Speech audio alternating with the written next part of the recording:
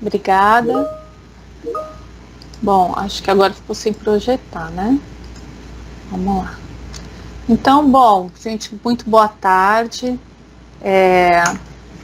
Quero agradecer a presença de todas, de todos, por estarem nessa atividade aqui do Centro Internacional Interdisciplinar de Estudos e Pesquisas, o CIEP, né? Em especial, quero fazer um agradecimento à doutora Adriana Fernandes, da PUC de São Paulo, que ajudou muito na organização do seminário de hoje.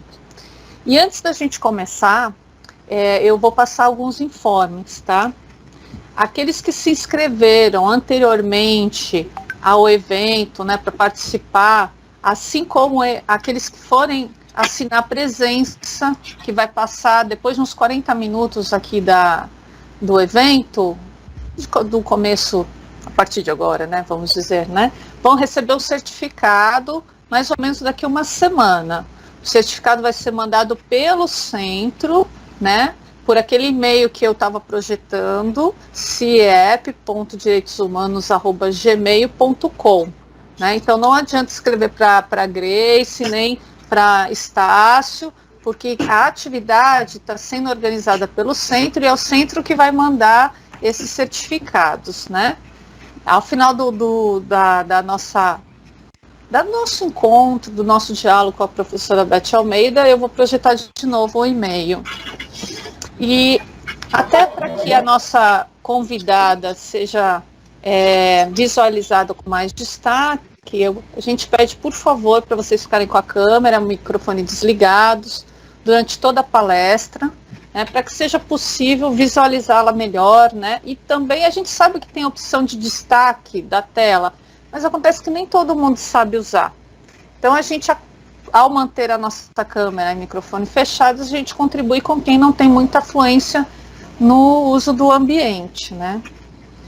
Esse seminário, então, vai ter início com uma exposição da nossa convidada e, na sequência, nós vamos abrir para perguntas que vocês podem ir mandando pelo chat, além dos comentários, para o nosso diálogo.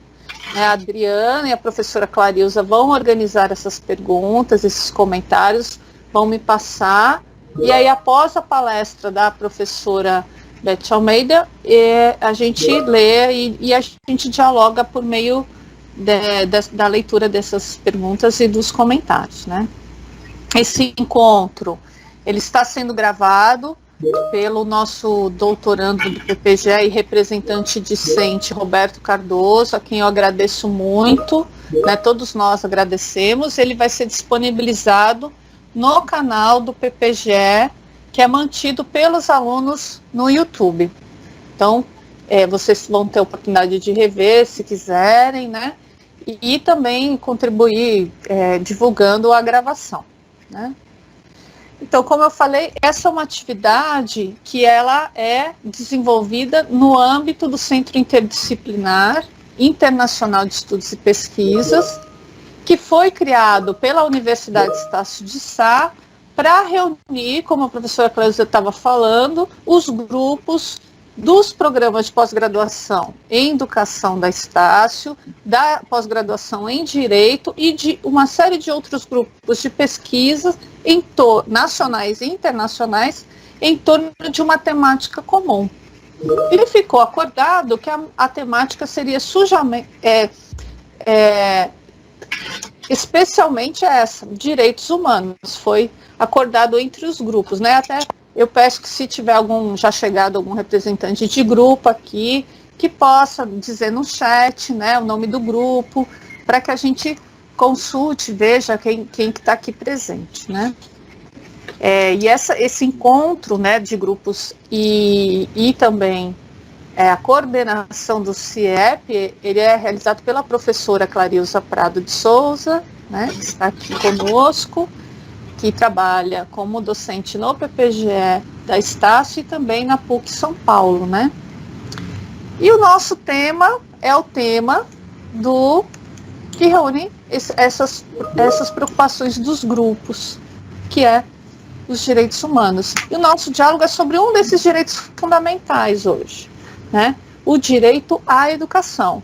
E o direito à educação na interface com a tecnologia, porque afinal, hoje não tem como a gente pensar dissociado da tecnologia, ou tem, e de que maneira, né? Vamos problematizar isso juntos hoje.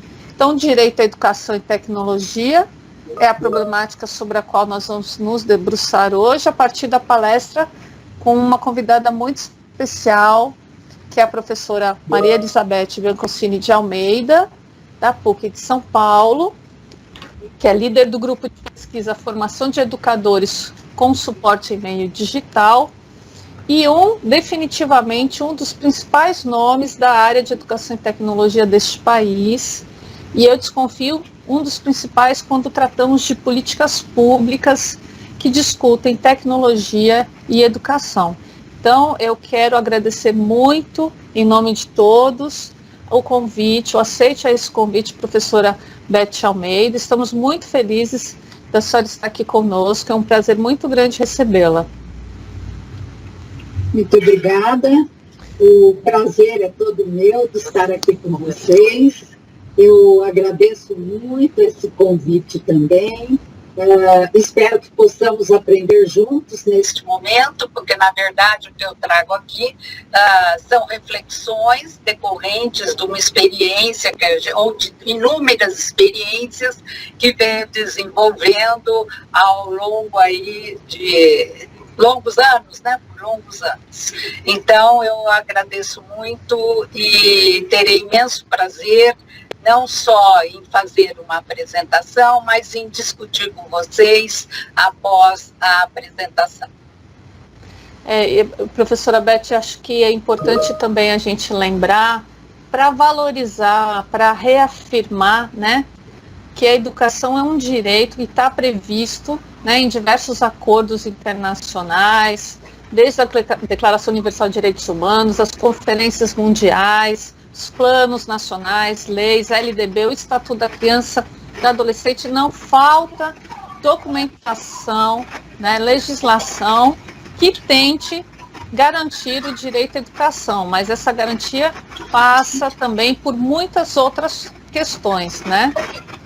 E o cumprimento desse direito ficou muito mais difícil com a crise sanitária que nós estamos vivendo, né, que coloca as nossas vidas em risco, que tem exigido de alunos e professores que fiquem em casa, né, mas vale lembrar que também a LDB prevê no artigo 32, inciso 4, que o ensino à distância, né, como a lei se refere, né, pode ser utilizado como complementação da aprendizagem em situações emergenciais, como a gente estamos vivendo, né.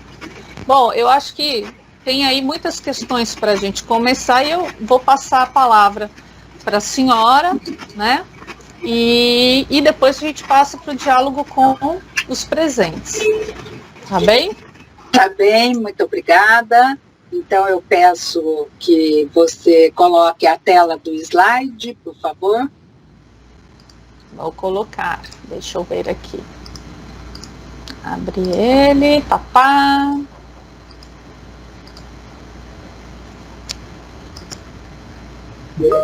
Está vendo? Ainda não. E agora? Já chegou? Agora sim. Chegou, mas por trás dele está a sua tela também. Engraçado, suas né? Pastas.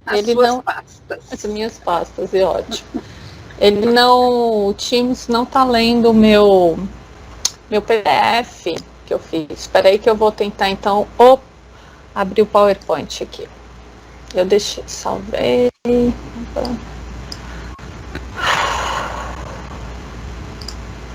Só um minutinho.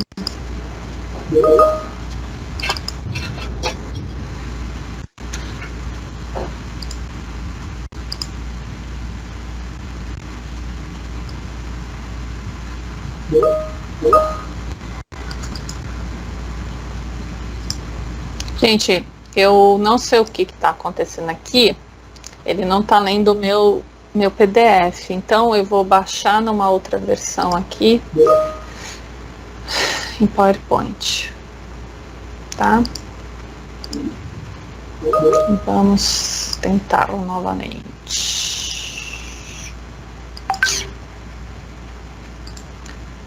PowerPoint aberto. Vamos lá, vamos ver se lê o PowerPoint. Isso que eu dou aula todos os dias com isto. Agora o PowerPoint... Eu também. É tudo que nós fazemos atualmente. Não é? O PowerPoint Mas está a gente... sendo exibido? Sim, está. Então, eu só não tenho como colocar a tela cheia, mas vamos assim, tá bom? Certo. Porque talvez você possa fechar essa barrinha vertical do lado direito. Esquerdo, aliás, desculpe.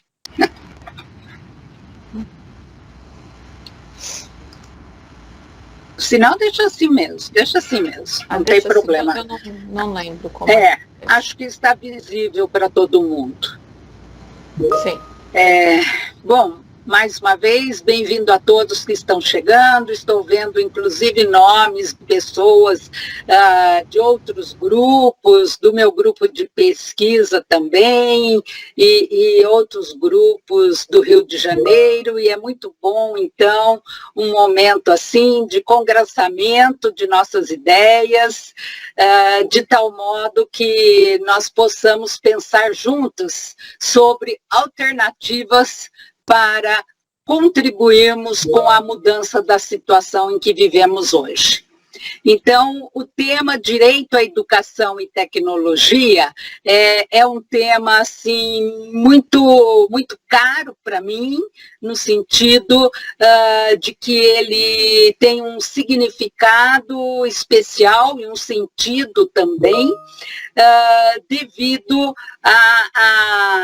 ao olhar que nós temos que dar hoje para esta inter-relação entre educação e tecnologia como direito humano mesmo, que todo cidadão deve ter.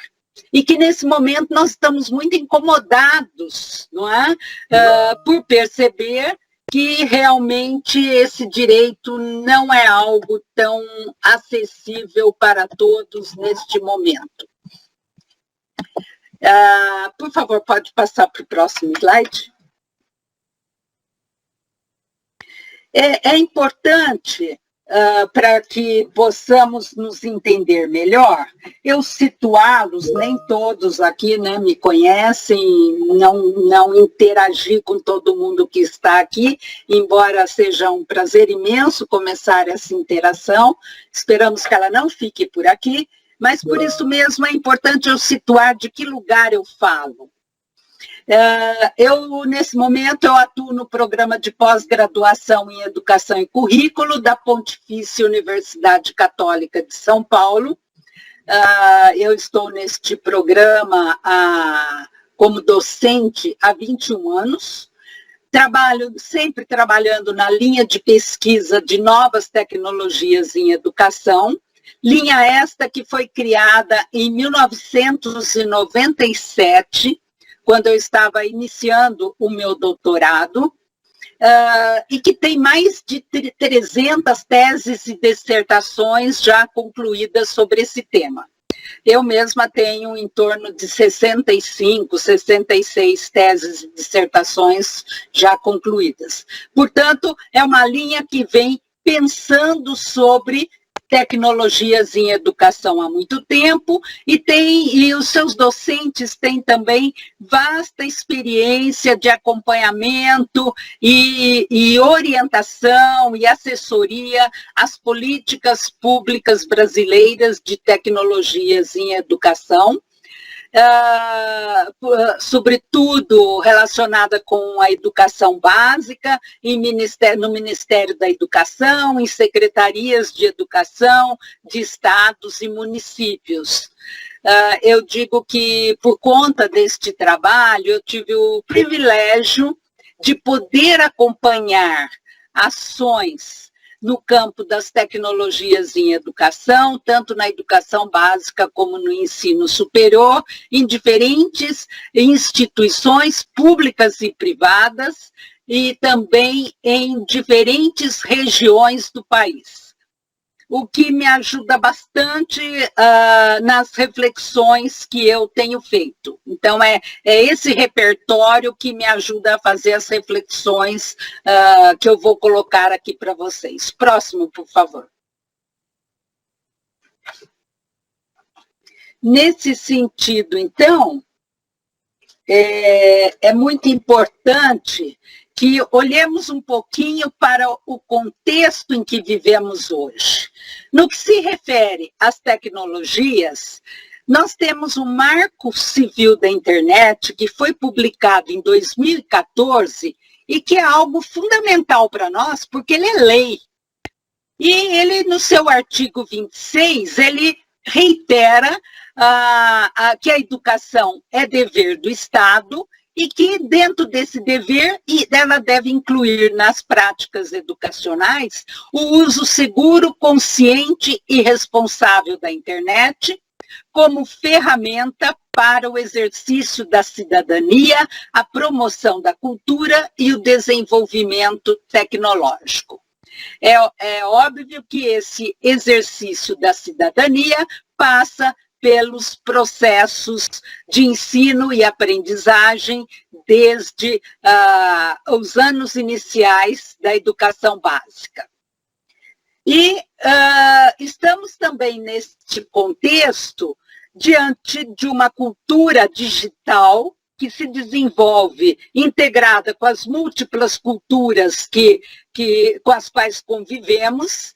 E essa cultura digital tem algumas características que vale a pena destacar no que se refere à ampliação do alcance das redes de conexão à internet, ao uso das tecnologias digitais móveis. Esse uso das tecnologias digitais móveis, representado por distintos dispositivos, não só por telefones celulares, mas por netbook, tablets e uma série de outros equipamentos que estão surgindo e que nós não sabemos quais serão daqui a um ano, né? Então, por isso que a gente se refere mais às tecnologias digitais propriamente, que tenham as características de informação e comunicação, do que propriamente a um determinado dispositivo tecnológico.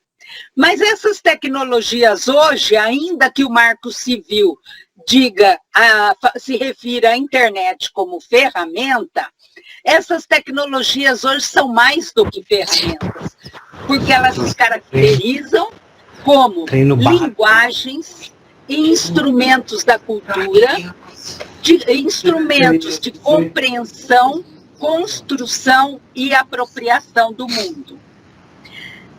E nesse processo de apropriação, ela não é uma apropriação neutra, não é só compreender as funcionalidades ou a operatividade dos recursos tecnológicos, mas ela significa ou ela representa a atribuição de significado às tecnologias, atribuição de significado que ocorre no contexto das relações sociais, culturais, econômicas, intelectuais e, obviamente, educacionais, ainda que nem sempre as tecnologias estejam presentes nas instituições educativas e nem sempre se faça uso delas nos processos de ensino e aprendizagem. Entretanto, como elas constituem uma cultura, elas hoje penetram nas instituições educacionais e interferem nas nossas práticas muito mais pelas mudanças que já provocou e que vem provocando nos modos de pensar e de se relacionar e de se comunicar mesmo com o outro, propiciado por essas tecnologias, do que propriamente pela utilização explícita desses recursos nas práticas. Não estou querendo dizer com isso que simplesmente pensar nelas é suficiente para a prática educacional, longe disso, né? Mas eu quero dizer que, ainda que elas não estejam presentes enquanto dispositivo no ato educacional, elas interferem nas práticas que se desenvolvem. E isso propicia novas oportunidades, mas vem também carregado de riscos e de desigualdades, que nós vamos conversar um pouco mais sobre esses elementos ao longo da minha apresentação. E justamente por conta da explicitação das contradições e das desigualdades sociais, digitais e educacionais que se explicitam nesta cultura, é que fica evidente a urgência da implantação de políticas públicas de maior justiça e equidade social, como tão bem dito por Selo em diferentes produções, caracterizando, assim, a tecnologia, o acesso a ela, o uso e, sobretudo, a apropriação como um direito humano universal. Eu destaco aqui o que eu coloco de urgência da implantação das políticas, porque, enquanto definição delas, nós já temos um conjunto de documentos, isso a Jaciara até comentou no início, nesta tela mesmo nós estamos vendo aí o Marco Civil da Internet, eu vou apresentar alguns outros, entretanto, o que nos falta é uma implantação efetiva, ainda que o Brasil tenha uma história de trabalho com tecnologias em educação que vem de muito tempo. O próximo, por favor. Então, ainda olhando para o contexto e a cultura digital, mais especificamente na realidade brasileira, essa desigualdade de acesso aos dispositivos, ela também impede o acesso aos instrumentos simbólicos e serviços oferecidos pelas tecnologias. Ou seja, elas provocam um aprofundamento do fosso ou da divisória digital, que também é um fator muito relevante na exclusão social. E esse aprofundamento é justamente daqueles que não têm condição dessa apropriação.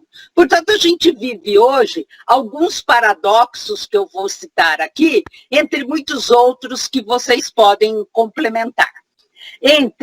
Paradoxo entre a dominação e a emancipação humana, justamente por conta de que temos grupos com grande apropriação e grupos que não têm acesso aos serviços, inclusive de cidadania, que são oferecidos pela internet.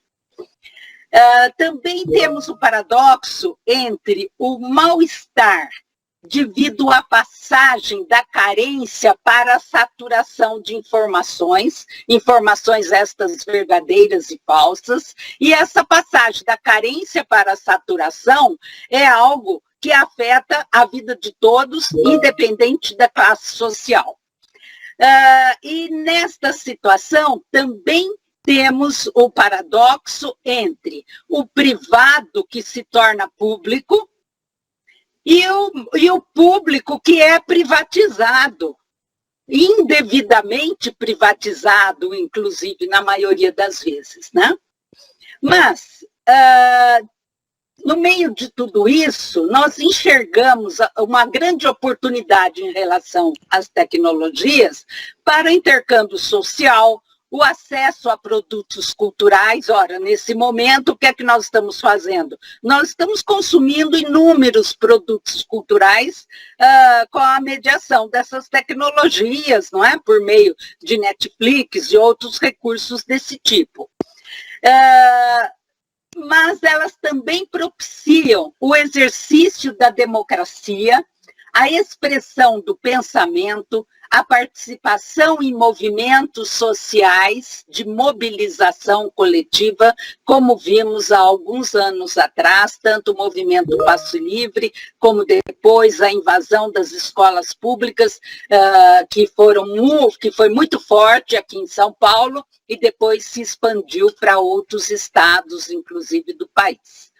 Então, nós vivemos entre redes, mas essas redes, elas são tanto de indignação como de esperança. E nós não podemos ignorar nenhum desses dois aspectos, porque são eles que nos colocam em movimento no sentido de tentar fazer com que algo possa ser mudado. O próximo, por favor. Então, nesse sentido, é muito importante pensarmos em que contexto educacional que se situa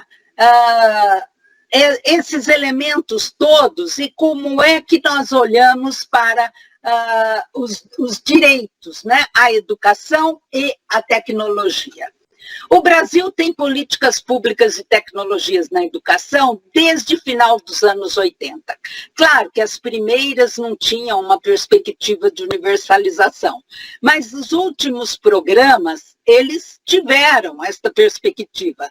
Entretanto, todos os programas, projetos e políticas tiveram um alcance limitado e nenhum deles alcançou a universalização plena. Mesmo o programa Proinfo, que é o programa de mais longa duração no Brasil, não chegou à sua universalização, sempre ficou aquém dos objetivos preconizados. Também percebemos um outro aspecto que nos toca muito de perto, a todos nós que trabalhamos com instituições educacionais, ele evidencia pouca atenção de instituições, educadores e gestores de políticas públicas pelo conhecimento produzido sobre tecnologias e educação e pelas experiências realizadas em distintos níveis de ensino.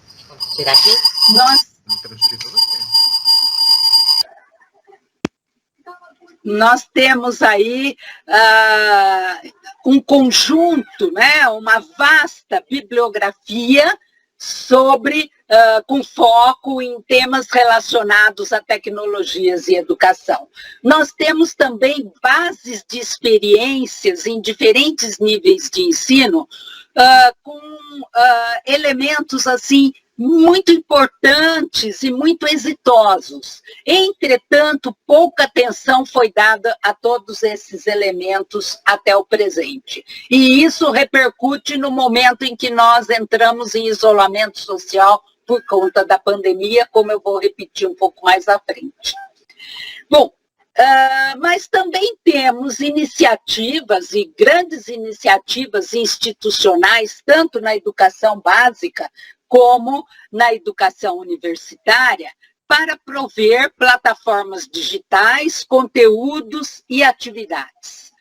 Mas as políticas, e aí foi um estudo que o professor Valente e eu publicamos o ano passado, todas as políticas desenvolvidas no Brasil até aqui, não foram poucas, porque os gestores gostam de jogar fora uma política e começar com outra, às vezes até sem avaliar as contribuições e as dificuldades, mas num panorama geral, essas políticas não mostram o equilíbrio entre 4 eixos que são fundamentais, que são os eixos da visão, que inclui políticas, inclusive, da formação de professores e gestores, dos recursos educacionais digitais e de infraestrutura. E o pior que eles desconsideram melhor o potencial de se trabalhar com esses eixos, porque esses 4 eixos que eu disse para vocês, visão, formação, recursos e infraestrutura e conexão, claro, Esses eixos, eles estão presentes em estudos internacionais sobre políticas de tecnologias em educação de diferentes níveis de ensino. E, sobretudo, num estudo da Holanda que sistematiza muito bem os 4 eixos. Só que eles não dão conta de uma política efetiva que traga contribuições significativas para a educação. Você pode chegar e conseguir as tecnologias na escola, ter material, fazer formação, ter infraestrutura, mas se você não tiver uma visão muito clara e se você não tiver clareza das intencionalidades implícitas nos currículos, nos processos de avaliação e não trabalhar com uma pesquisa que se desenvolve junto com esses processos, você vai ainda ficar amarrado na tecnologia pela tecnologia. É este o grande risco. Então, o estudo que Valente e eu fizemos foi justamente analisar a necessidade dessa transversalidade do currículo, avaliação e pesquisa, o que não se encontra nas políticas brasileiras. Há alguns países que já têm um trabalho mais voltado para essa direção, como, por exemplo, a Austrália e outros. Também observamos carência de iniciativas relacionadas à formação dos estudantes numa perspectiva de uso crítico e responsável das tecnologias associada com os múltiplos letramentos, sobretudo para desenvolver a autoria consciente dos direitos, deveres e do potencial de engajamento em movimentos sociais e em agendas públicas. Mas, para que isso aconteça, cabe ao currículo incluir em suas intencionalidades a apropriação crítica das tecnologias e dos múltiplos letramentos. Bom, para que tudo isso se concretize, os professores têm um papel fundamental na mediação dos estudantes na e com a cultura digital. Ou seja, nós precisamos de uma educação para e na cidadania digital. Agora, aí nós temos um grande nó, né? Porque o professor não está sendo formado para isso. Então, essa é uma das dificuldades que nós enfrentamos e que vamos discutir um pouquinho mais para frente. Próximo slide, por favor.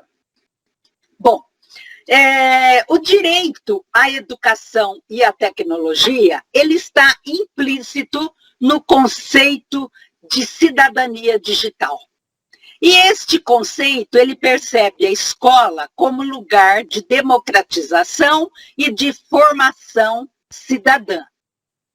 Mas também, como a pesquisadora Cristina Ponte aponta, este conceito mostra uma tensão entre o estatuto relacional e a identidade individual. E isso é bastante sério, porque isso se projeta nas práticas, se evidencia nas práticas. E se evidencia, inclusive, nessas duas visões sobre a relação entre escola e cidadania digital que aparece aí no slide. Uma delas tem ênfase em valores, normas e controles voltados para o uso seguro e responsável das tecnologias. E quando eu falo tecnologias, eu estou incluindo aí tecnologias sempre conectadas. Sem conexão, hoje não tem nada. Mas a outra visão, ela dá destaque para a criação, a colaboração, a partilha, o envolvimento cívico e político, ou seja, para a cultura de participação, como anunciado por Jenkins e outros. E isso também se evidencia na pesquisa TIC Kids Online, do CETIC, e também na pesquisa TIC Educação, desenvolvida pelo CETIC, que é o Centro de Tecnologias de Informação e Comunicação, que faz parte do Comitê Gestor da Internet do Brasil. Mas, especificamente, a pesquisa TIC Kids Online, ela mostra a de 2019, isto é, os dados coletados em 2019 e publicado em 2020, que é a última publicação. Todas essas informações estão no site do CETIC. Aponta 3 milhões de crianças e adolescentes não usuários da internet, no grupo de crianças e adolescentes pesquisado, que é de 9 a 17 anos. 1,4 milhão dessas crianças e adolescentes nunca acessaram a internet. E 4,8 milhões vivem em domicílios que não têm acesso à internet. Isso corresponde a 18% dessa população investigada. 58% acessam a internet exclusivamente pelo telefone celular. E 43% viram alguém ser discriminado na internet. Esses dados falam por si da necessidade de incorporar a formação para e com a cidadania digital nos processos educacionais de todos os níveis de ensino. E mostra a relevância da escola como instituição de formação humanista, crítica e criativa, integrada com a cultura digital, que não bloqueia as oportunidades dessa cultura, nem ignora seus riscos para uma cidadania plena.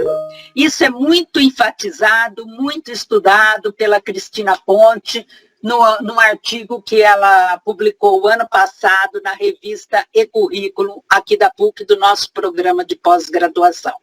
Então, são números mesmos assustadores que nos levam a pensar aonde estamos. E é isso que nós vamos olhar no próximo slide.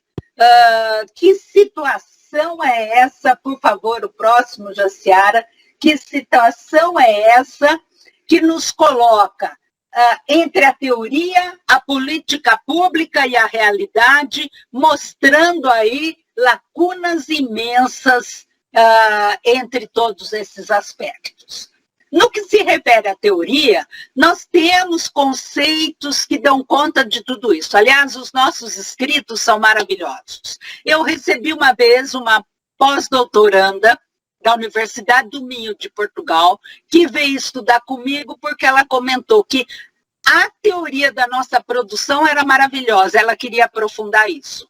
Mas ela não se conformava de quando a gente fazia as análises na prática, a gente mostrava assim, há indícios, identificamos tal coisa e depois não mais. Aí eu coloquei-a para visitar algumas escolas públicas e privadas com as quais nós tínhamos um trabalho mais próximo, e ela entendeu por que os nossos escritos eram desse jeito. Então, realmente, nós temos uma teoria que dá muito conta, mas ela não se integra, a política pública a desconsidera e a realidade das escolas está muito distante de uma série de possibilidades. Bem, em relação à educação, Vamos fechar o microfone, por favor. De muito tempo, nós trabalhamos olhando a aprendizagem, com apoio na experiência educativa, quer seja a da criança, quer seja do adulto. Claro que são experiências diferentes, aprendizagens diferentes, mas esse princípio, de muito tempo, já está presente na teoria da educação, né? E essa experiência educativa, ela deve propiciar desenvolvimento do sujeito em suas diferentes dimensões, nas diferentes dimensões que o constituem. Então, cognitiva, social, emocional, física, espiritual, cultural, faltou aí também, né? Portanto, é uma educação baseada na consciência intencional, na problematização, na prática democrática e crítica, na leitura escrita do mundo e da palavra. Isso está mais do que explícito em todos os escritos de Paulo Freire e na sua própria vivência. Também temos a perspectiva que temos trabalhado e muitos outros grupos de pesquisa têm desenvolvido o trabalho na ótica da integração currículo, tecnologia e cultura digital como um processo de transformações recíprocas que dão origem ao conceito de web currículo, que a gente tem trabalhado bastante. Aí eu cito uma referência, que é a minha tese de livre docência. Que inclusive a professora Clarilza participou da minha banca, ela pode comentar depois. Mas temos um outro elemento muito interessante que está explícito hoje na literatura, como no texto da Cristina Ponte, que eu já citei, que é uma tese de doutorado defendida por Daniela Costa, trabalhando com a formação cidadã na cultura digital. Olhando, então, a educação para a cidadania digital. E esse trabalho da Daniela Costa, eu vou comentar 2 elementos em seguida. Por outro lado, a política pública tem um fraco desempenho mesmo na construção de uma educação voltada a um currículo emancipatório no âmbito da cultura digital. E se não for emancipatório esse currículo, o que nós teremos é a submissão às tecnologias. Nós caímos para o lado da dominação ao invés de caminhar para a emancipação.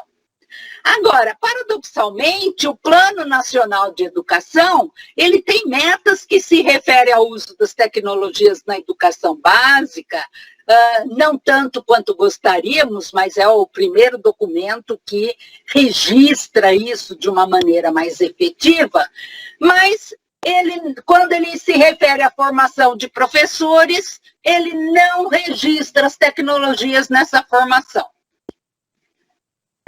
Da mesma maneira, a BNCC, ela incorpora conhecimentos, instrumentos e código da cultura na parte geral, inclusive trata de alguns elementos da cultura digital. Mas, isto na parte geral. Aí você pensa, puxa, que bom, agora a gente tem um documento que é lei, que está tratando disso efetivamente. Quando você entra no estudo das áreas específicas ou dos componentes curriculares, o tratamento é muito desigual na relação entre as tecnologias e o conhecimento e o currículo prescrito nessa base. E isso vai se refletir na base que não está nem implantada, que foi aprovada no final de 2019 da formação de professores e nas diretrizes curriculares da formação de professores.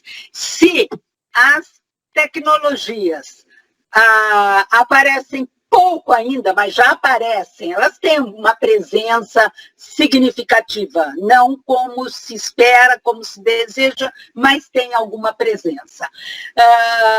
Na BNCC da educação básica, na formação de professores, isto não se evidencia.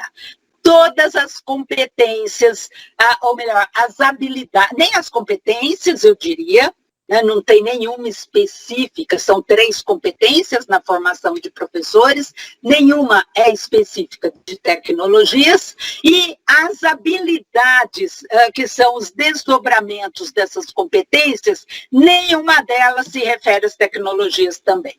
Ou seja, nós estamos formando, isso ainda será implantado, gente, será implantado. Pensa bem o que é que será da formação de professores que estão vivenciando este mundo da pandemia. Bom, e a realidade das escolas, né?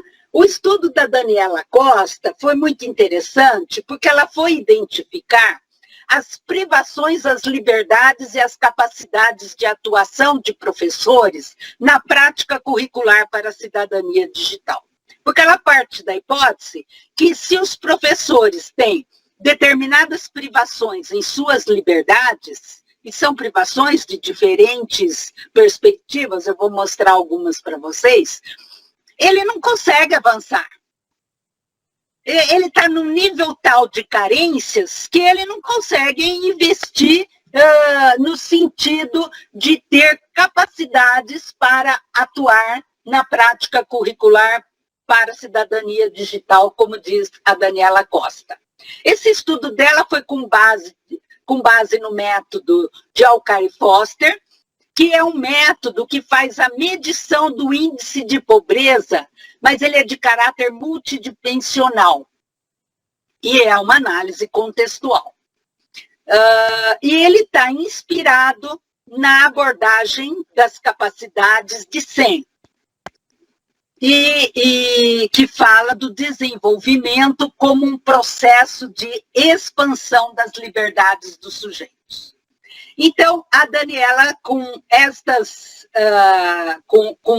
bases, ela foi pegar os dados do censo escolar e os microdados da pesquisa TIC Educação de 2017. São microdados de 1.772 professores ligados a 989 escolas. E vejam o primeiro recorte desse estudo que ela faz com base nesse método, os elementos que se sobressaem com maior percentual no grupo do universo pesquisado de 1.772 professores, né, mostra como dado, por enquanto, a frequência aqui absoluta, né? Mostra o maior problema é o tratamento do esgoto sanitário por rede pública na escola. 41,6% de professores têm esse problema. O número de horas que trabalha, 29%. O tipo de contrato de trabalho, 19%. Bom, esses dados todos são resposta dos professores às entrevistas feitas pela pesquisa TIC Educação do CETIC. Aí ela faz um segundo corte, e esse segundo corte é o que vai analisar a multidimensionalidade, as relações multidimensionais entre esses indicadores. E ela chega no número de 806 professores em privação, ou seja, quase a metade do universo que ela pesquisou. 45,5% dos professores, eles têm algum elemento de privação que dificulta qualquer ação. Bem, os resultados principais que a Daniela destaca, a tese dela é bastante longa, claro que eu só estou trazendo aqui alguns lances para ajudar a nossa discussão, é que o aspecto que mais aproxima professores e estudantes se relaciona com as desigualdades, diferentes desigualdades. E que a preparação, ou a falta, né, dele, é um fator de desigualdade na educação. E que a melhoria das capacidades dos alunos se relaciona com a melhoria das capacidades dos professores, reiterando o que está dito também por SEM. Outra coisa muito importante para as políticas públicas que gostam de ter uma solução única para o país todo, e agora com a assessoria de grandes grupos privados para desenvolver os seus produtos, eles tratam os diferentes como iguais, né? Entretanto, os professores não constituem um grupo homogêneo.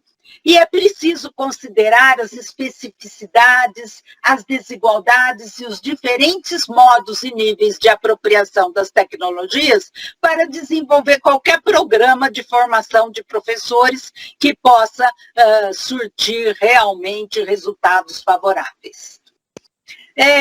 Também mostra que usufruir das oportunidades propiciadas pela cultura digital, quando aquelas privações não são tão fortemente presentes, se relaciona com as possibilidades de participação social, com o uso dos serviços, funcionalidades e oportunidades oferecidas pelas tecnologias e com as liberdades de realização de seus interesses segundo seus contextos de vida e trabalho.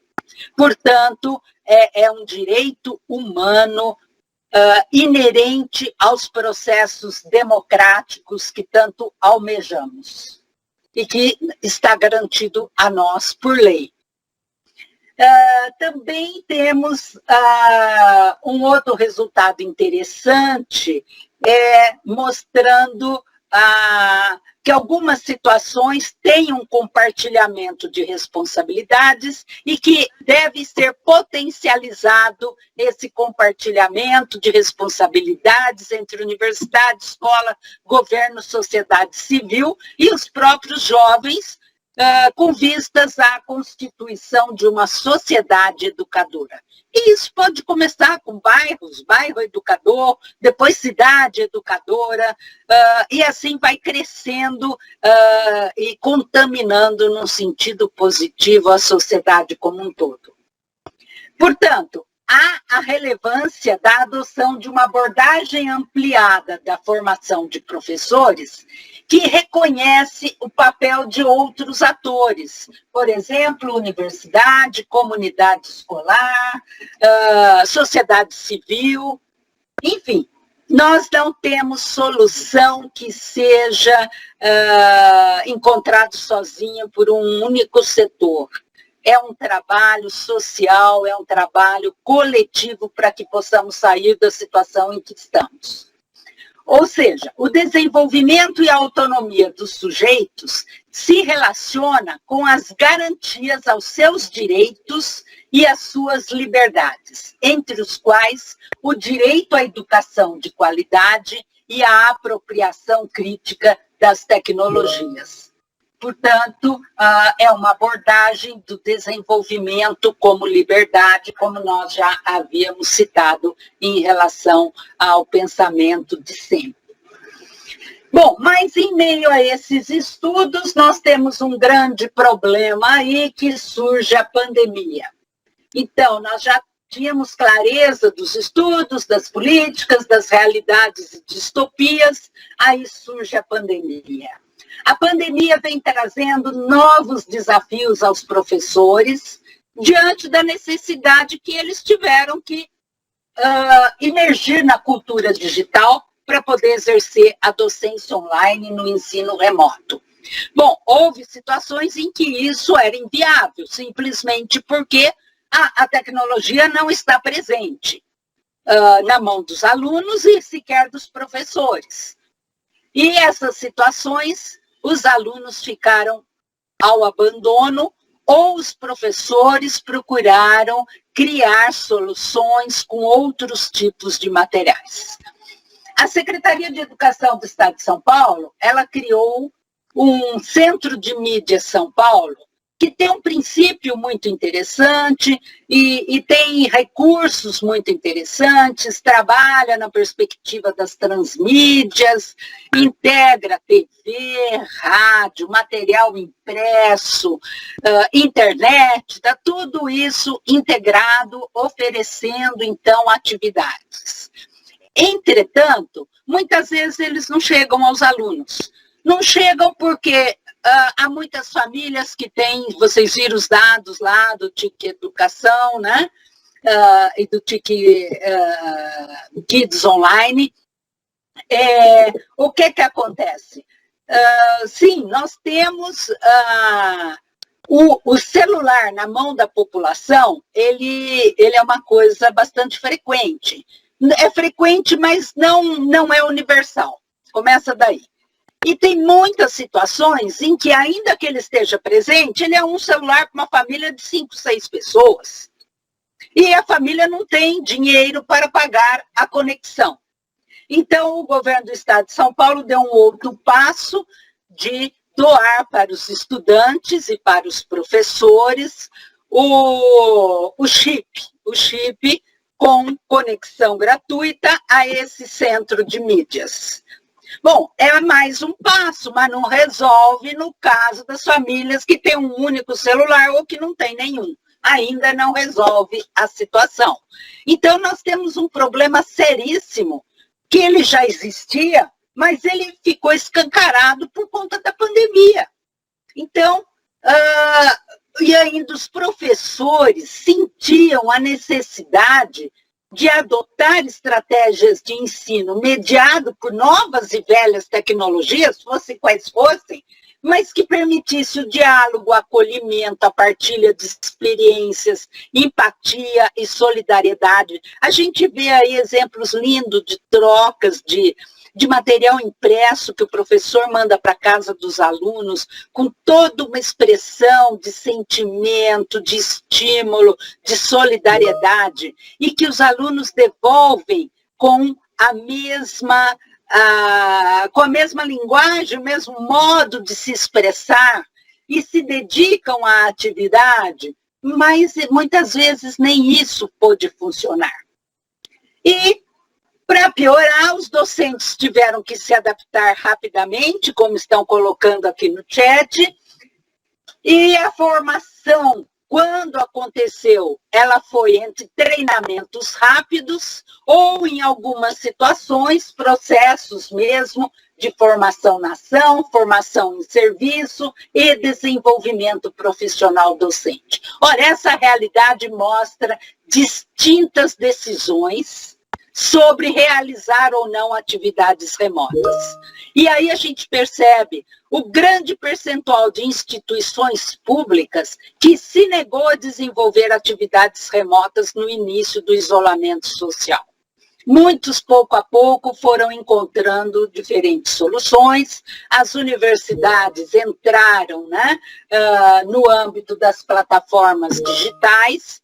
Mas, de todo modo, o que nós tivemos num panorama mais amplo foi a ampliação das desigualdades e reprodução daquilo que já não dava certo no presencial e fica mais explícito no virtual, muita improvisação, mas muito voluntarismo também, muitos professores com experiências exitosas e isso a gente tem registros e mais registros que podemos conversar em outro momento.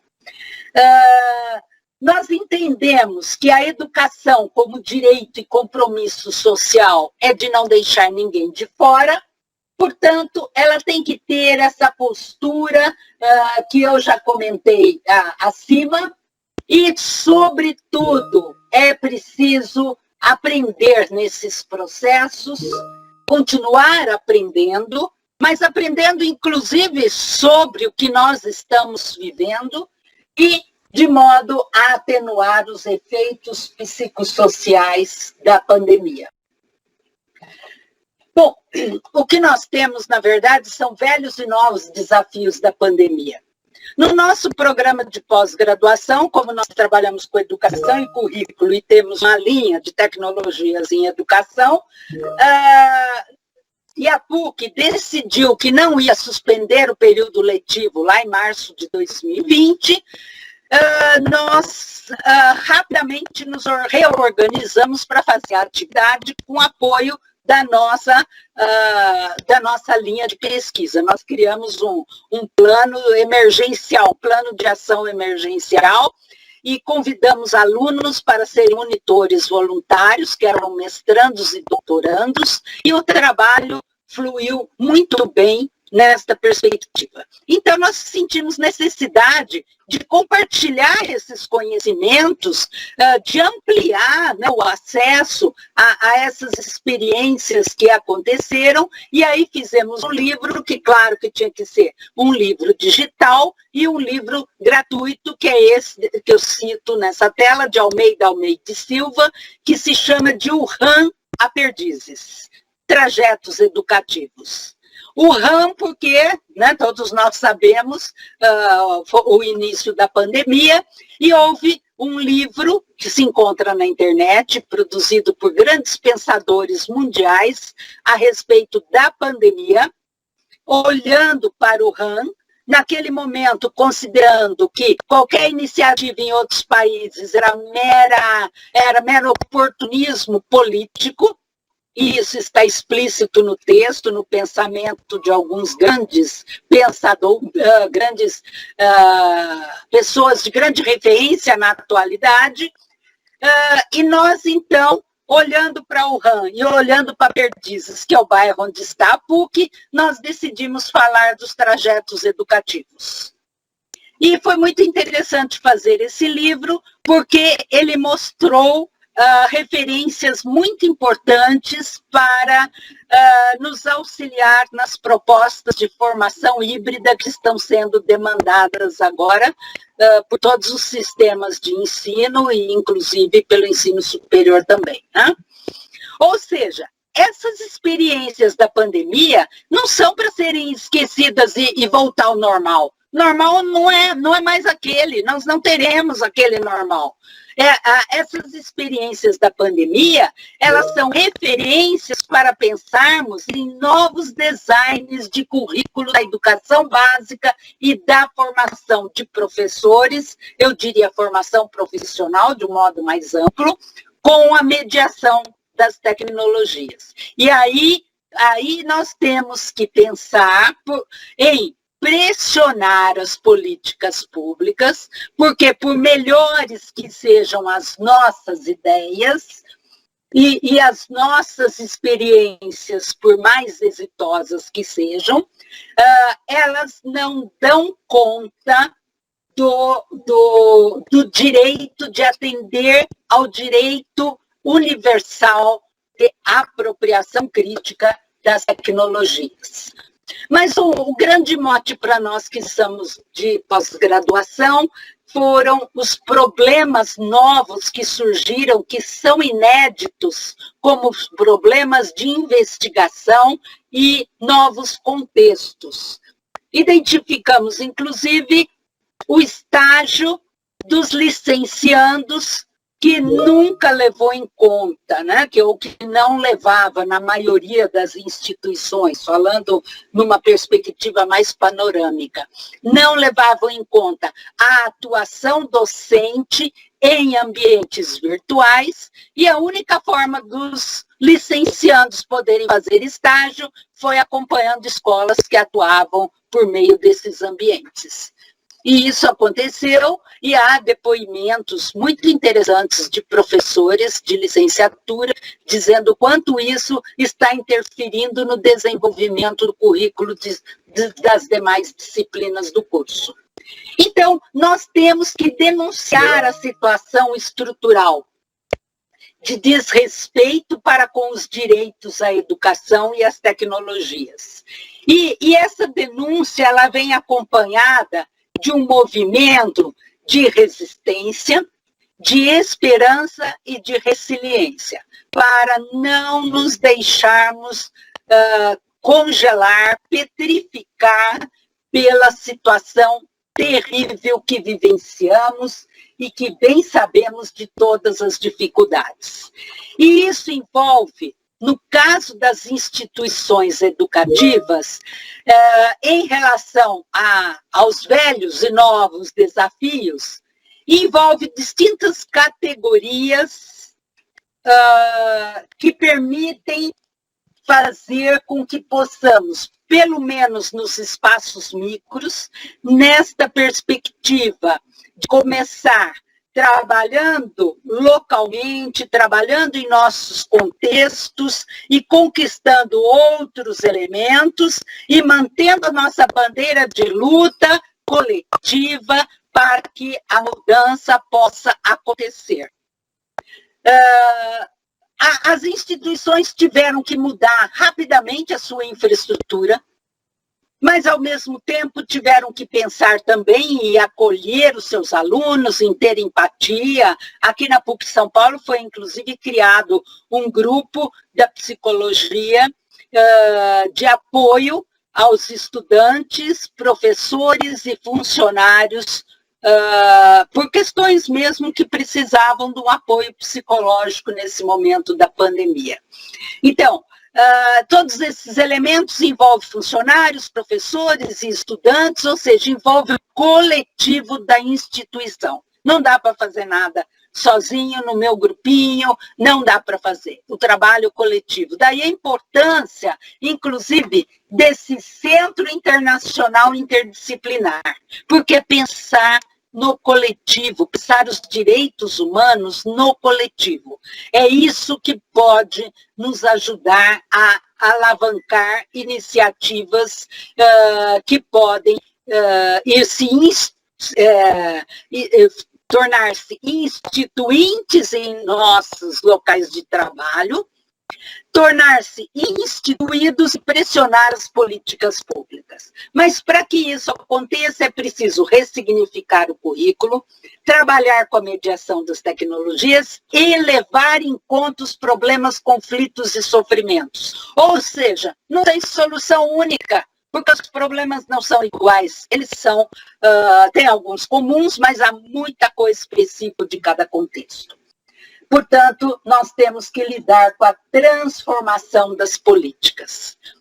Por fim, em relação, olhando os desafios, não somente os velhos e os novos, o próximo slide, por favor, mas olhando também as oportunidades, tudo isso nos fez perceber a viabilidade de trabalhar e nos fez trabalhar concretamente com um currículo em rede, um currículo aberto, flexível, com o webcurrículo, que é aquilo que nós já comentamos antes. E aí, quando nós estamos falando nesse currículo em rede, não importa se nós estamos trabalhando somente à distância ou no remoto, ou se estamos só no presencial, mas nós estamos trabalhando com a mediação da tecnologia e nós estamos trabalhando com o princípio do hibridismo. O hibridismo entre lugares sociais e lugares educativos. O hibridismo entre a pessoa e o seu grupo, e o coletivo. O hibridismo entre o pensar e o fazer. Tem que ter muito cuidado nessa questão com a tecnologia, porque há muitos que se detêm no fazer. O hibridismo entre o ler e o escrever, com múltiplos letramentos e culturas. Essa ideia de hibridismo já foi bastante trabalhada pela professora Edith Ackerman, do MIT, falecida há aproximadamente 2 anos. Mas nós expandimos esta ideia do hibridismo, porque a gente tem aí alguns profissionais que trabalham muito com a perspectiva híbrida, mas cada um tem a sua carteirinha. Tem o grupo da carteirinha do híbrido, que é o híbrido entre teoria e prática. Tem o grupo que é entre o lugar da formação, a instituição formadora e a escola. Tem o híbrido entre o presencial e o virtual. Bom, nós colocamos o híbrido como uma convergência de todas essas perspectivas. Portanto, além do que a Edith Ackerman coloca, nós pensamos também nas distintas metodologias e tecnologias, velhas e novas tecnologias, não só as tecnologias digitais, mas o que tivermos em mãos para poder desenvolver o nosso trabalho. Por isso que nós precisamos, inclusive, entender que mundo é esse dos nossos alunos.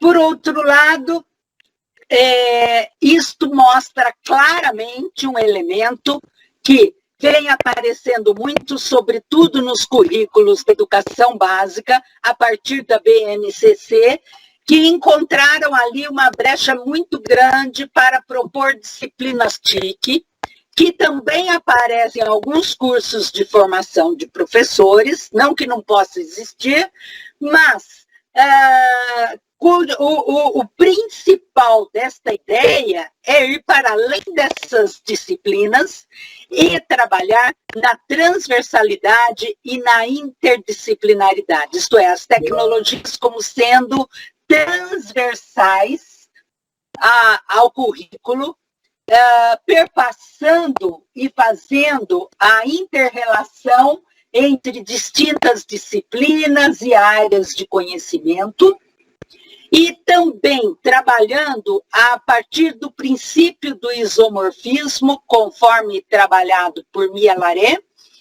que propõe promover experiências de formação que sejam análogas às que se espera que ocorram no exercício profissional.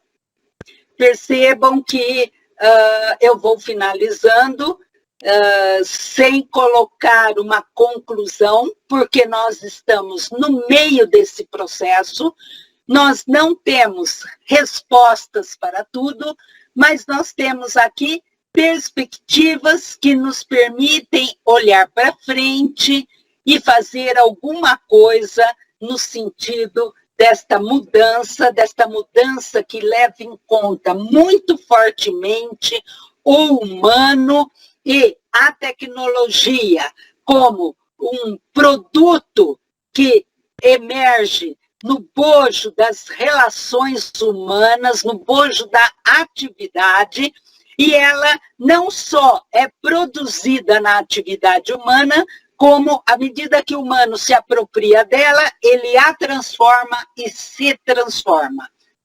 Esta relação dialética, como é muito bem trabalhada, inclusive por Álvaro Vieira Pinto, é o que é fundamental para nós olharmos para as tecnologias com intencionalidades educacionais, intencionalidades relacionadas aos direitos humanos, à emancipação e ao desenvolvimento pleno da cidadania. Muito obrigada. A última tela, nós temos apenas as referências relacionadas com esta fala. Desculpe se eu me alonguei, mas eu tinha dito para a professora Jaciara que podia me interromper, porque senão eu sigo aqui falando, porque isso faz parte do meu projeto de vida. Então, professora, por favor, eu passaria dias ouvindo você falar, então eu não tenho como te interromper. Assim, eu acho que você traz um panorama tão consistente, fundamentado, não só nas suas vivências, nos seus estudos, mas também em uma série de outros autores, e mostra por diferentes lentes o quão é complexo esse tema, né, do cumprimento do direito à educação e na sua relação com a tecnologia, e sobretudo como até hoje a gente está enfrentando o desafio da integração das tecnologias ao currículo, né, e de como é tudo muito mais complexo do que uma simples questão olhar por aqui ou olhar por ali, né? Assim, eu recebi muitos comentários, tem você pode ver no chat, tem muitas pessoas, né, agradecendo, elogiando a palestra, né, e eu acho que ninguém se importou, na verdade, de você ter falado um pouco mais do que você mesmo tinha se proposto, né?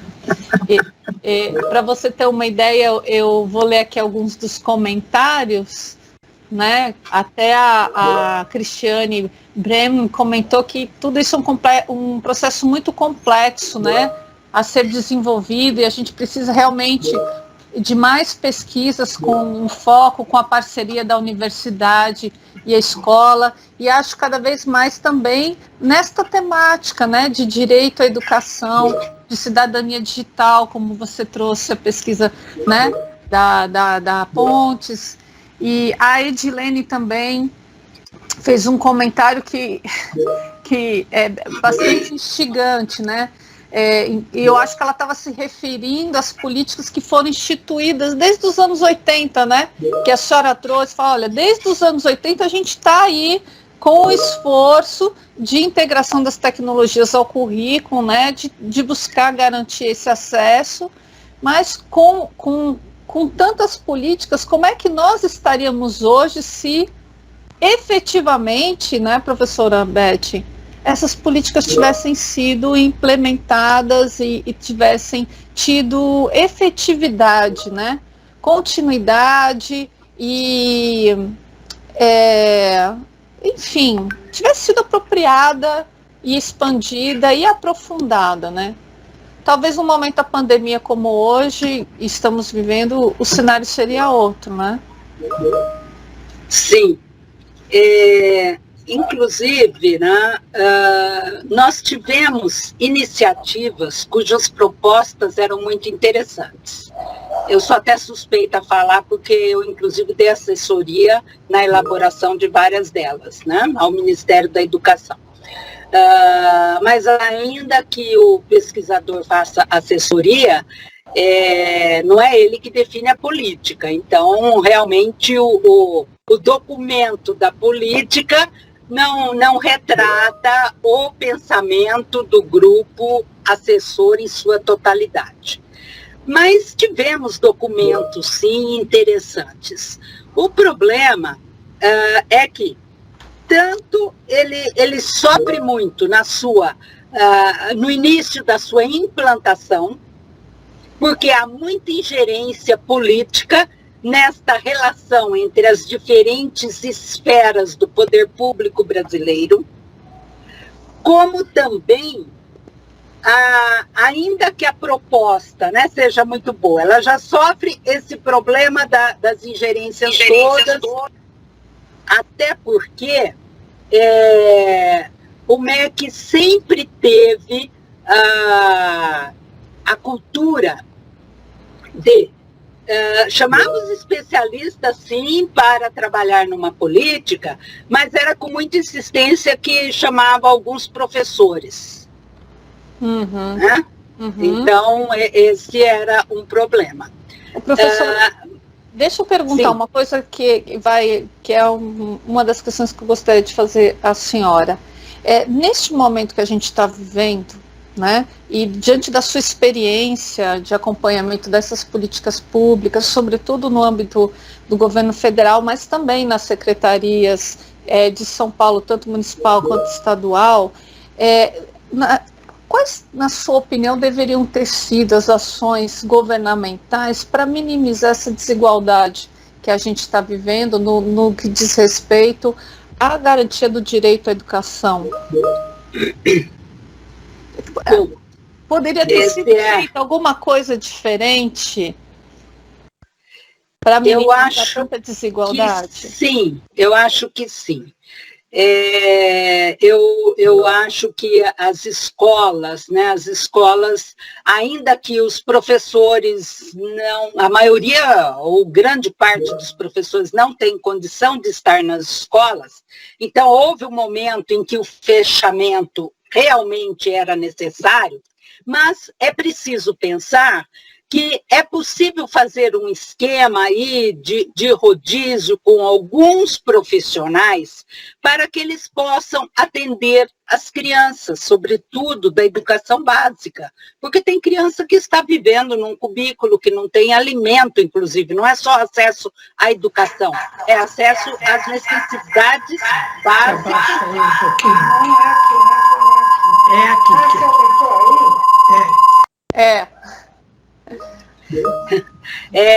É o acesso às necessidades básicas de sobrevivência. Então, algum esquema tinha que ter sido feito para esse atendimento. Agora, tem momentos, como o que nós estamos vivendo agora, que é tão alto esse índice de contaminação, de mortes e tudo mais, que tem que fechar mesmo. Tem que fechar, mas tem que ter mecanismos básicos de entregar alguma coisa para essas crianças. De material de estudo, enfim, identificar que tecnologia que pode de chegar. Parcerias com operadoras, Parcerias com operadoras também. De aparelhos, de uma ação coordenada nesse Mas sentido. O que é que nós tivemos, eu acho que faz uns 10 dias, nós tivemos que o projeto de levar internet e computador para todas as crianças do país foi vetado pelo presidente da República. Sim, tivemos isso. Tivemos isso. Ou seja, nós caminhamos na contramão das necessidades desse momento. Agora, o principal elemento é que cada comunidade terá que construir a sua solução. Então, aqui em São Paulo e no Rio também, tem alguns bairros de favela que, como eles foram totalmente abandonados, eles encontraram alguma forma de resistir. Inclusive, as escolas se tornaram, em alguns momentos, enfermarias e locais de distribuição dos alimentos. Mas não era o Estado que estava fazendo a distribuição. Eram iniciativas de pessoas, de organizações sociais que estavam fazendo este movimento. Quando nós temos que nos unir no coletivo, as nossas instituições, nós podemos promover isso em nossas instituições, criar coletivos, mesmo coletivos que se reúnem digitalmente, né, que se reúnem pelas plataformas aí, no sentido de encontrarmos soluções para atender a situações específicas. Mas nós nunca vamos resolver tudo. Isto é do poder público. Sim. Então, junto com isso, nós temos que ter resistência, nós temos que ter ação, caso contrário, não se resolve. O professor fica sendo visto assim como aquele que não quer dar aula, não é isso. O professor tem medo também de se expor, nós temos medo de nos expormos. E nós não vamos fazer manifestação na rua, quem vai fazer manifestação na rua é quem é negacionista da pandemia, porque os demais não vão. E por onde a senhora tem, com a professora Clarilza quer falar, mas só para emendar a pergunta, você sempre reclamou assim, apontou, né, nos seus textos, das políticas serem impostas de cima para baixo, sem a escuta do professor, sem a participação dele. Nesse momento de pandemia, você tem visto um movimento de mais escuta e de mais atenção aos contextos, ou a gente tem seguido a mesma toada de verticalização que tem marcado as políticas? Você tem conseguido perceber nos diálogos alguma coisa nesse sentido? Em relação às políticas, o movimento é cada vez mais de fechamento, né? Ele está tendendo ao fechamento.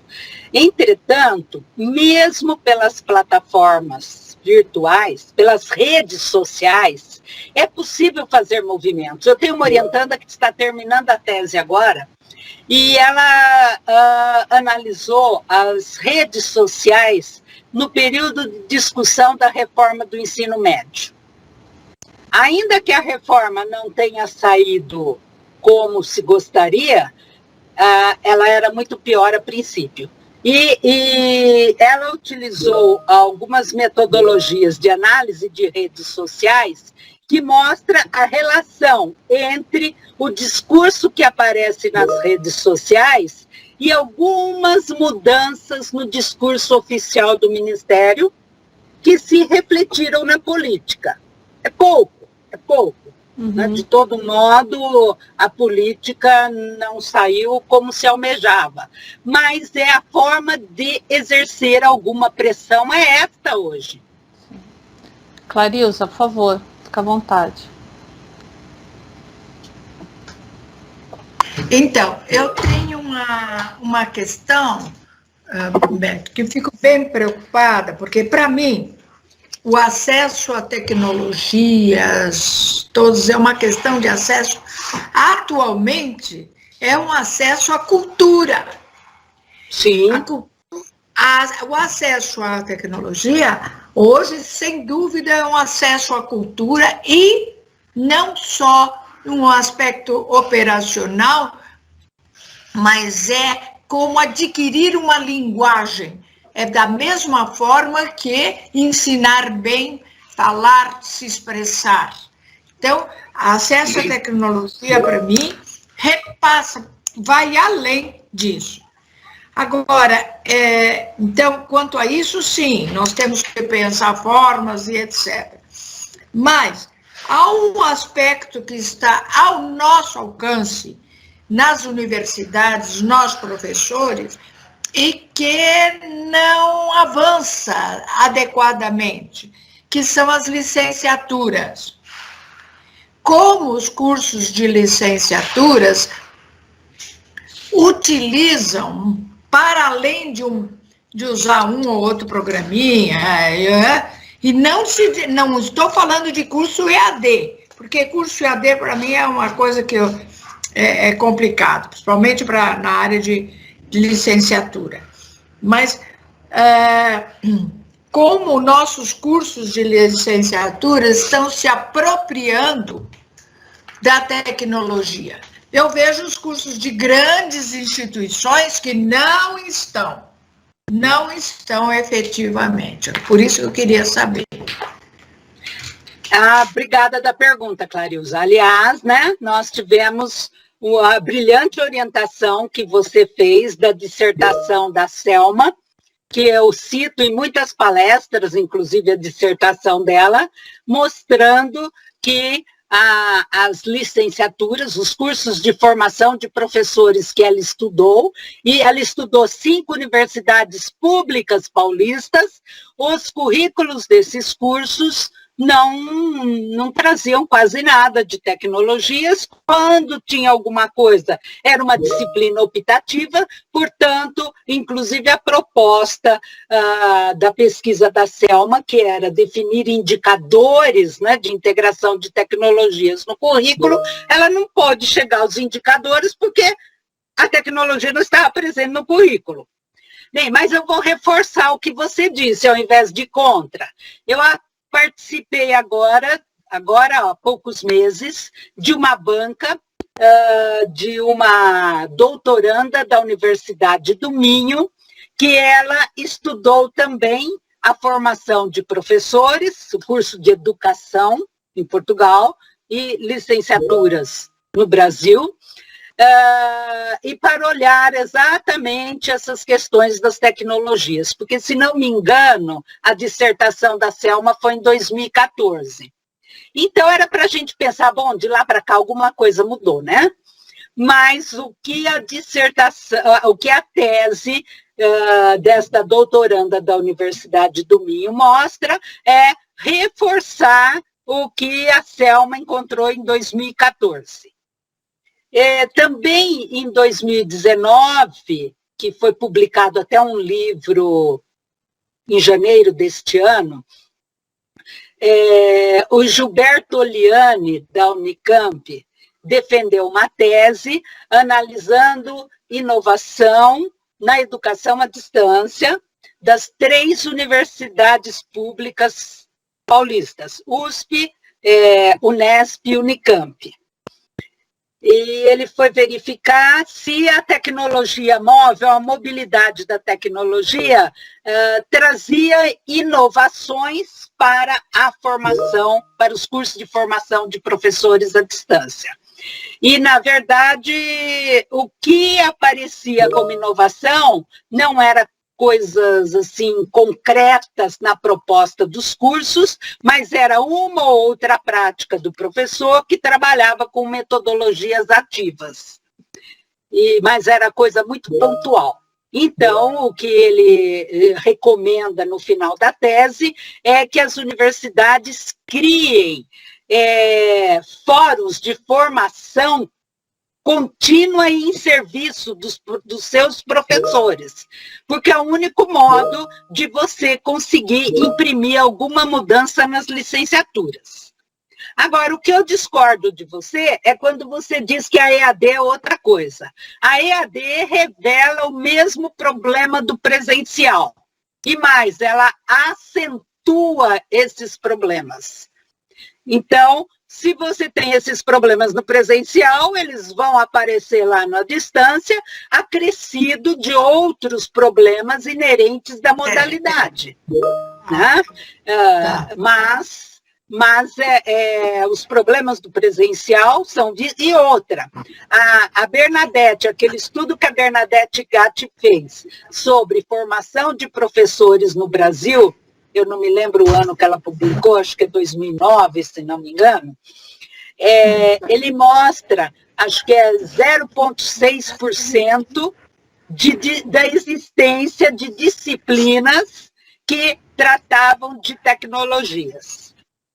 Quando eu participei de um outro estudo sobre o curso de pedagogia à distância, não tem nem 2% de disciplinas, e olha, nós olhamos cursos em diferentes regiões do país.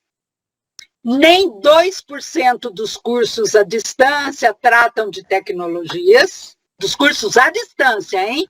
E aqueles que tratam é muito na perspectiva da inclusão digital do aluno para que ele possa participar do curso. Mas não se discute o principal, que é a integração das tecnologias no currículo, o papel da tecnologia nos processos de aprendizagem, de ensino, isto não é discutido. Não é discutido a tecnologia como cultura.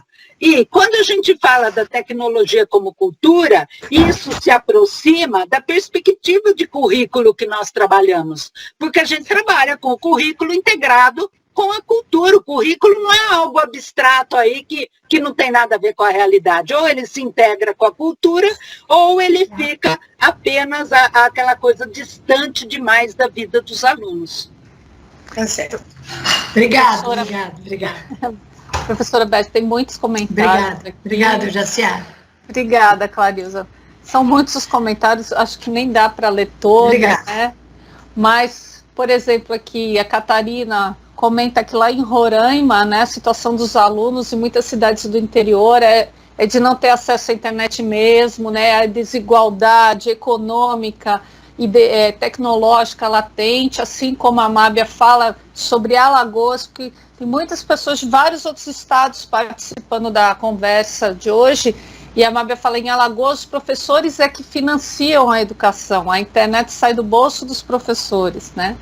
A Luciana, comentando aqui sobre o Rio de Janeiro, diz que as escolas, os professores e equipes de apoio retornaram em uma semana e 4/5 dos profissionais ou já estavam contaminados, acontecendo fechamento imediato, né? E ela acredita que o real problema é a negação, é a comunidade que está se apoiando e criando um círculo de ajuda mútua.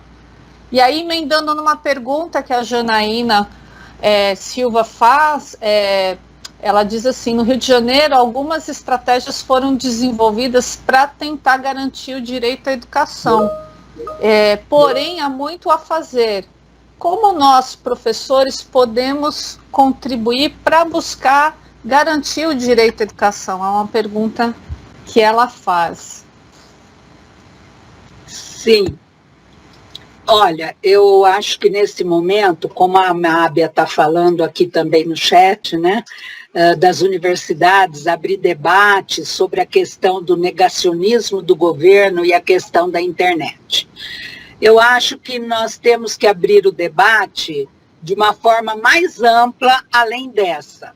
Claro que nós temos que denunciar e lutar contra o negacionismo, mas tem muita coisa nesse negacionismo que é nuvem de fumaça. Enquanto a gente fica lutando por isso, a gente não luta por dar novos passos no sentido de superar essas desigualdades. Então, é por isso que a Janaína está perguntando, nós, professores, que estamos na escola, queremos buscar garantir o direito à educação, mas estamos nessa condição absurda de desigualdade, né? Como o próprio dado de uma das pesquisas que você mostrou, que o que aproxima, infelizmente, alunos e professores é a desigualdade econômica, social e tal, né? Como é que nós podemos contribuir para buscar garantir o direito à educação? O que a gente pode fazer? Acho que é um pouco nesse sentido. Tem alguma pista para dar para... É a força, é pegar, né? O Luciano Floridi fala o seguinte: a tecnologia traz também uma série de problemas que a gente mostrou aqui. Mas, assim como a tecnologia traz os problemas, ela ajuda a resolvê-los. E os negacionistas estão sendo mais inteligentes para usar a tecnologia em prol do que eles querem do que nós. Nós temos que criar redes de indignação e de esperança, como diz o Manuel Castells. Então, vamos denunciar, sim, mas vamos procurar encontrar estratégias que permitam que tenhamos exemplos concretos que mostrem que algumas coisas podem ser superadas, porque senão nós vamos ficar petrificados diante do que as redes sociais estão fazendo conosco. Então, nós temos que ter esse espaço de voz, é o único que nós temos agora. Né? E, claro, juntar universidade, escola, sociedade civil, todo mundo para fazer essa discussão. Nós não estamos participando nessas situações para ajudar determinada comunidade que precisa de cesta básica, que precisa de medicamentos, a gente vai lá, discute junto, contribui. Nós temos que fazer isso em relação à educação. Sim.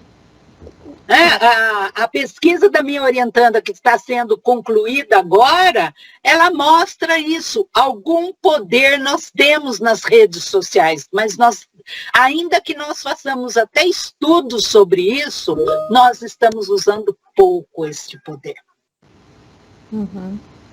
Professora Inês, eu gostaria de fazer uma pergunta, por isso ligou a câmera, Inês. Abre o microfone.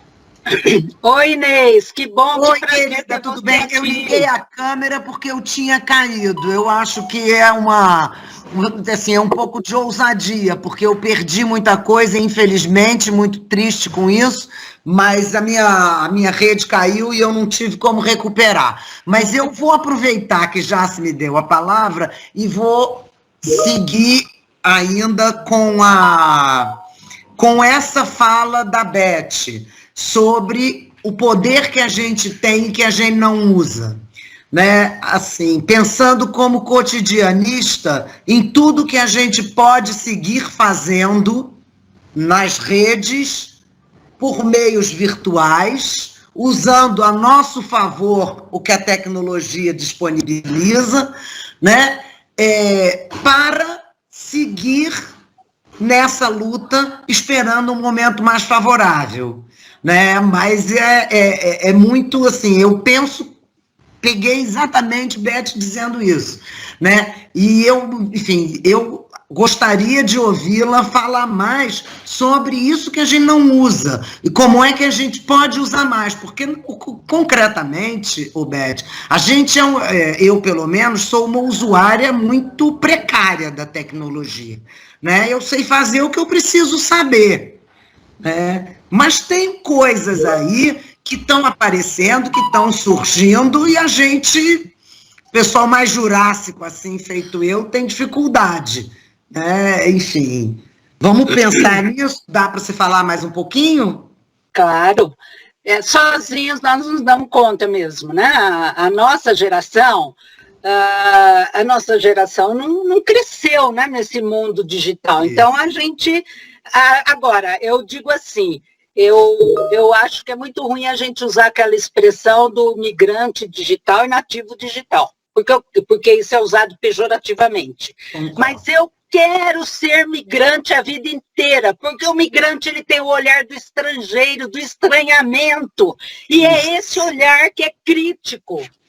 Perfeito. mas sozinho nós não damos conta. Mas nós podemos nos aliar com jovens que estão aí, ávidos por fazerem coisas, e trabalhar nessas redes em parceria com eles. São eles que vão nos ajudar. Sim. Nós sozinhas não faremos mesmo, mas os jovens fazem. Mas nós precisamos compartilhar essas ideias que temos, porque também eles não cresceram nessa perspectiva que nós vivemos lá na nossa juventude, de luta, de resistência. São poucos os jovens que têm essa percepção hoje. Eu vejo pelos jovens com os quais eu convivo, tudo mais, alguns têm muito, mas grande parte não tem. E grande parte está à mercê do que essas redes sociais de fake news estão fazendo. Pois é. Eu antigamente, eu me calava diante de certas coisas, e eu recebia coisas de amigos que eu dizia, um amigo tão querido, como é que ele está falando isso? Agora não. Agora eu perco tempo, eu pego aquela mensagem, vou lá, ponho no site lá do falso verdadeiro e mando para ele a informação, e geralmente esses amigos meus, no mínimo nível superior tem, né? Aí eu apelo, eu digo, olha, nós de nível superior precisamos ter senso crítico sobre a informação que recebemos. Ela é falsa. Nessa história da vacina, então, eu não sei nem quantas vezes eu fiz isso. Então, e assim... eu acho que essa questão da resistência que você vem falando em toda a sua palestra, né? E de, ao mesmo tempo, resistir e lutar contra todas as formas de exacerbação da desigualdade que já existe. E eu acho que fica muito para mim, pelo menos, da sua fala, de que, olha, o enfrentamento da situação atual e a integração das tecnologias ao currículo, ela passa necessariamente pela observação dos contextos, dos sujeitos, da cultura, sem que as políticas públicas venham exercer o seu papel. Mas não dá para ser uma coisa de imposto de cima para baixo, sem ouvir, como muitos colocaram aqui no chat, sem ouvir os professores, sem ver qual é aquela realidade, né? E acho que as redes pelas quais a senhora mencionou e também ressaltou aqui a importância, é o caminho no momento. Né? Não tem receita, não tem modelo, sobretudo que nós estamos falando de educação. E se tem receita e tem modelo, algum problema tem. Algum problema tem nisso, né? Exatamente. Então, a PUC, quando começamos aí com o isolamento social, logo eles criaram um programa de empréstimo de computadores para os estudantes. E com pacote de dados para conexão à internet, que nós temos muitos estudantes bolsistas, tudo, então isso foi criado. Uhum. Imediatamente os funcionários gritaram, porque também muitos funcionários precisavam disso. Infelizmente a Fundação São Paulo atendeu, né? Mas eu estou falando de um universo pequeno, de uma instituição. Mas toda instituição tem algumas estratégias que dá para fazer. Mas essas estratégias eficazes são encontradas junto com a sua comunidade. Perfeito. Perfeito. Professora Beth, a gente combinou mais ou menos até as 4 horas, né? Porque você ainda tem um compromisso depois deste diálogo conosco. Então, eu quero agradecer, depois eu posso mandar os comentários todos, não sei se você conseguiu acompanhar pelo chat uma parte deles, mas eu posso também copiá-los e encaminhar para você. E em nome do PPGE e do centro, agradecer a sua disponibilidade de vir aqui, né, nos dar essa aula maravilhosa e dialogar conosco, né, Clarilza? Muito obrigada. É um prazer enorme, né, Jaciara? Eu acho que é uma escolha maravilhosa, ela traz sempre um pensamento vivo, né? de luta e positivo. Isso que eu acho muito importante. Eu sou fã Obrigadíssima, Beth, bom te ver. Eu agradeço muito a acolhida de vocês, a generosidade das perguntas, dos comentários. E olha, e o convite também, porque a minha militância passa por esses espaços, é onde eu faço. Eu não posso sair de casa, eu sou grupo de risco, mas eu tenho esses espaços de militância e eu tenho feito essas palestras, inclusive fora do país. É assim que eu estou fazendo e levando as nossas ideias. Então, Inês, você que gosta de agitar o povo aí, vamos montar redes para discutir essas coisas, redes do cotidiano mesmo. É por aí que nós temos que caminhar. Eu concordo totalmente, Beth. É isso. A gente tem que ir enredando tudo que for possível, porque, Isso. enfim, e montando solidariedades possíveis, parcerias possíveis, porque Exato. para não ser pego desprevenido quando tiver uma chance de dar uma avançadinha. Exatamente. E outra coisa, né? As pessoas não pensam da mesma maneira, mas as pessoas têm algumas convergências e nós podemos trabalhar com aquilo que nos une ao invés de ser aquilo que nos difere. Sim. Então, dá para caminhar, dá para fazer muita coisa juntas, e juntos nós temos forças. Vamos para frente e vamos mudar essa história. E vamos também convidar os presentes que aqui estão para abrirem suas câmeras, para a gente fazer uma foto dessa rede bonita que foi formada agora à tarde. Vamos lá? Quem quiser, para a gente poder tirar uma foto bonita. Cá estamos.